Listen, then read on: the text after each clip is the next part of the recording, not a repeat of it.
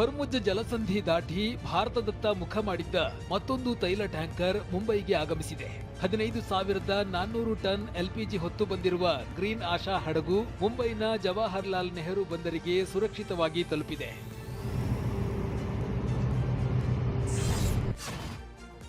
ರಾಜಧಾನಿ ಬೆಂಗಳೂರಲ್ಲಿ ಆಟೋ ಚಾಲಕರ ಪರದಾಟ ಮುಂದುವರೆದಿದೆ. ರಾಜಾಜಿನಗರದ ಆಟೋ ಎಲ್ಪಿಜಿ ಬಂಕ್ಗೆ ಚಾಲಕರು ಮುಗಿಬಿದ್ದಿದ್ದು ಒಂದು ಆಟೋಗೆ 500 ರೂಪಾಯಿ ಮಿತಿ ಹೇರಲಾಗಿದೆ. ಸರ್ಕಾರ ಏನು ಹೇಳ್ತಿದೆ ಅಂದರೆ ಗರಿಷ್ಠ ಪ್ರಮಾಣದಲ್ಲಿ ಸಿಗ್ತಾ ಇದೆ, ಆಟೋ ಚಾಲಕರು ಆತಂಕ ಪಡುವ ಅವಶ್ಯಕತೆ ಇಲ್ಲ ಅಂತ. ನಿಜಕ್ಕೂ ಕೂಡ ಸಿಗ್ತಾ ಇದ್ದಾನೆ ಸರ್? ಕರೆಕ್ಟ್ ರೇಟ್ ಇರೋ ಕಡೆ ಕ್ಯೂ ಇದೆ ಸರ್. ಬಿಸಿಲಲ್ಲಿ ನಿಂತ್ಕೊಂಡಿದ್ದೀವಿ, 3 ಅವರ್ 4 ಅವರ್ ಆಗ್ತಾ ಇದೆ. ಪ್ರೈವೇಟಲ್ಲಿ ರೇಟ್ ಜಾಸ್ತಿ ಇದೆ ಸರ್, 110, 120ವರೆಗೂ ಇದೆ ಸರ್. ಅಲ್ಲಿ ಮಾತ್ರ ಈಸಿಯಾಗಿ ಸಿಗ್ತದೆ ಸರ್. ರೇಟ್ ಎಲ್ಲಿ ಜಾಸ್ತಿ ಇದೆ ಅದು ಈಸಿಯಾಗಿ ಸಿಗ್ತದೆ ಸರ್. ಅಷ್ಟು ಮಾತ್ರ ಹೇಳ್ಬೋದು. ತುಂಬ ಕಷ್ಟ ಬೀಳ್ತಾ ಇದೀವಿ ಸರ್ ನಾವು. ಇತ್ತ ಹೊಸಹಳ್ಳಿಯ ಟೋಲ್ಗೇಟ್ ಬಳಿ ವೃದ್ಧೆಯೊಬ್ಬರನ್ನ ಆಸ್ಪತ್ರೆಗೆ ಕರೆದೊಯ್ತಾ ಇದ್ದ ವೇಳೆಯೇ ಆಟೋ ಕೈಕೊಟ್ಟಿದೆ. ರೋಗಿಯನ್ನ ಆಟೋದಲ್ಲಿ ಕೂರಿಸಿಕೊಂಡು ಗ್ಯಾಸ್ಗಾಗಿ ಆಟೋ ಚಾಲಕರೊಬ್ಬರು ಗಂಟೆಗಟ್ಟಲೆ ಕಾಯುವಂತಾಯಿತು. ಆಟೋ ಎಲ್ಪಿಜಿ ಸಮಸ್ಯೆ ಬಗೆಹರಿಸಲು ಒತ್ತಾಯಿಸಿ ಬೆಂಗಳೂರಿನಲ್ಲಿ ಕನ್ನಡ ಪರ ಸಂಘಟನೆಗಳು ಬೀದಿಗಿಳಿದಿವೆ. ಕನ್ನಡ ಚಳವಳಿ ಪಕ್ಷದ ಅಧ್ಯಕ್ಷ ವಾಟಾಳ್ ನಾಗರಾಜ್ ನೇತೃತ್ವದಲ್ಲಿ ಮೆಜೆಸ್ಟಿಕ್ ಬಸ್ ನಿಲ್ದಾಣದಲ್ಲಿ ಪ್ರತಿಭಟನೆ ನಡೆಯಿತು. ಆಟೋಗಳಿಗೆ ಕಪ್ಪು ಬಾವುಟವನ್ನ ಕಟ್ಟಿ ಒಂಟೆತ್ತಿನ ಗಾಡಿಯಲ್ಲಿ ಆಟೋ ಇಟ್ಟು ಪ್ರತಿಭಟನೆ ನಡೆಸಿದ್ರು. ಇನ್ನೊಂದು ಕಡೆ ಆಟೋ ಗ್ಯಾಸ್ ಕೊರತೆಯನ್ನ ಖಂಡಿಸಿ ಟೋಲ್ ಬಂದ್ ಎಚ್ಚರಿಕೆಯನ್ನ ನೀಡಿದ್ದಾರೆ. ಏಪ್ರಿಲ್ 13ರಂದು ಹೊಸಕೋಟೆ ಟೋಲ್ ಮತ್ತು ಏಪ್ರಿಲ್ 15ರಂದು ನೆಲಮಂಗಲ ಟೋಲ್ ಬಂದ್ ಮಾಡುವ ಬಗ್ಗೆ ವಾಟಾಳ್ ನಾಗರಾಜ್ ಸರ್ಕಾರಕ್ಕೆ ಎಚ್ಚರಿಕೆಯನ್ನ ನೀಡಿದ್ದಾರೆ. ಹೋರಾಟದ ಅಂಗವಾಗಿ ಹೊಸಕೋಟೆ ಟೋಲ್ ಬಂದ್, ಹೊಸಕೋಟೆ ಟೋಲ್ ಬಂದ್, ನಂತರ ನೆಲಮಂಗಲ ಟೋಲ್ ಬಂದ್. ದ್ವಿತೀಯ ಪಿಯುಸಿ ಪರೀಕ್ಷಾ ಫಲಿತಾಂಶ ಪ್ರಕಟವಾಗಿದ್ದು ಈ ಬಾರಿ ದಾಖಲೆಯ ರಿಸಲ್ಟ್ ಬಂದಿದೆ. ಈ ಬಾರಿಯೂ ವಿದ್ಯಾರ್ಥಿನಿಯರೇ ಮೇಲುಗೈ ಸಾಧಿಸಿದ್ದಾರೆ. ಕಳೆದ ಬಾರಿಗಿಂತ 13% ಫಲಿತಾಂಶ ಹೆಚ್ಚಾಗಿದ್ದು 86% ಮಂದಿ ತೇರ್ಗಡೆಯಾಗಿದ್ದಾರೆ. ಈ ಬಾರಿ 96.39% ಫಲಿತಾಂಶ ಪಡೆದಿರುವ ಉಡುಪಿ ಜಿಲ್ಲೆ ಪ್ರಥಮ ಸ್ಥಾನ ಪಡೆದಿದೆ. ಬೆಂಗಳೂರಿನ ವಿವಿಪುರಂನಲ್ಲಿರುವ ಜೈನ್ ಕಾಲೇಜು ವಿದ್ಯಾರ್ಥಿನಿ ಅದಿತಿ ವಾಣಿಜ್ಯ ವಿಭಾಗದಲ್ಲಿ 600ಕ್ಕೆ 600 ಅಂಕ ಪಡೆದಿದ್ದಾಳೆ. ಇನ್ನು ದಕ್ಷಿಣ ಕನ್ನಡ ಜಿಲ್ಲೆ ಆಳ್ವಾಸ್ ಕಾಲೇಜಿನ ದಿಶಾ ವಾಣಿಜ್ಯ ವಿಭಾಗದಲ್ಲಿ 600ಕ್ಕೆ 600 ಅಂಕ ಪಡೆದಿದ್ದಾಳೆ.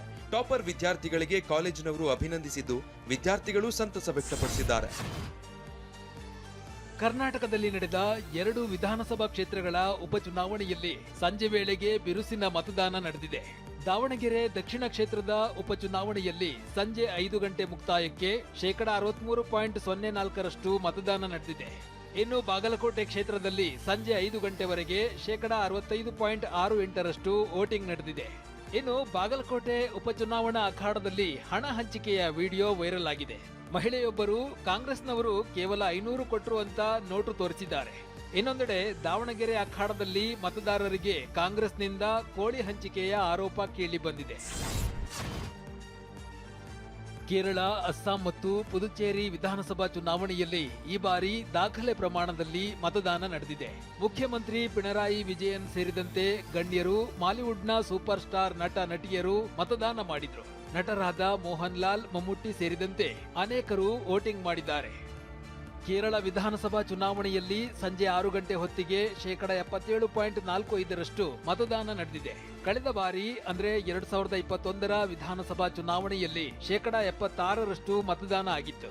ಇನ್ನು ಸಂಜೆ 5 ಗಂಟೆ ಹೊತ್ತಿಗೆ ಅಸ್ಸಾಂನಲ್ಲಿ 84.4% ದಾಖಲೆಯ ಮತದಾನ ಆಗಿದೆ. ಜೊತೆಗೆ ಪುದುಚೇರಿಯಲ್ಲಿ 86% ವೋಟಿಂಗ್ ಆಗಿರುವುದು ರೆಕಾರ್ಡ್ ಪಟ್ಟಿಗೆ ಸೇರಿದೆ. ಚಂದ್ರದ್ರೋಣ ಪರ್ವತದಲ್ಲಿ ನಾಪತ್ತೆಯಾದ 14 ವರ್ಷದ ಬಾಲಕಿ ಶ್ರೀನಂದ 2 ದಿನ ಕಳೆದರೂ ಪತ್ತೆಯಾಗಿಲ್ಲ. ತಂದೆ ತಾಯಿ ಸೇರಿ ಕುಟುಂಬದ 40 ಮಂದಿ ಜೊತೆ ಬಾಲಕಿ ಬಂದಿದ್ದಾಗ ಶ್ರೀನಂದ ಮಾಣಿಕ್ಯಧಾರ ಬಳಿ ನಾಪತ್ತೆಯಾಗಿದ್ದಾಳೆ. ಡ್ರೋನ್ ಹಗ್ಗದ ಸಹಾಯ ಪಡೆದು ಪೊಲೀಸರು ಮತ್ತು ಅಗ್ನಿಶಾಮಕ ದಳ ಸಿಬ್ಬಂದಿ ಹುಡುಕಾಟ ನಡೆಸುತ್ತಿದ್ದಾರೆ.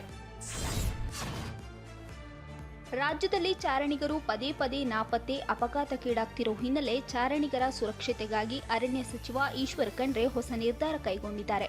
ಚಾರಣಕ್ಕೆ ಪ್ರಮಾಣಿತ ಮಾನದಂಡ ಬಳಕೆ, ಟ್ರ್ಯಾಕಿಂಗ್ ಆ್ಯಪ್, ವಿಮೆ ಜಾರಿಗೆ ಪ್ಲಾನ್ ಮಾಡಲಾಗಿದೆ. ದೇಶಕ್ಕೆ ಮಾದರಿಯಾಗುವಂತಹ ಎಸ್ಒಪಿ ರೂಪಿಸಲು ಮುಖ್ಯ ಅರಣ್ಯ ಸಂರಕ್ಷಣಾಧಿಕಾರಿಗೆ ಸೂಚಿಸಿದ್ದಾರೆ.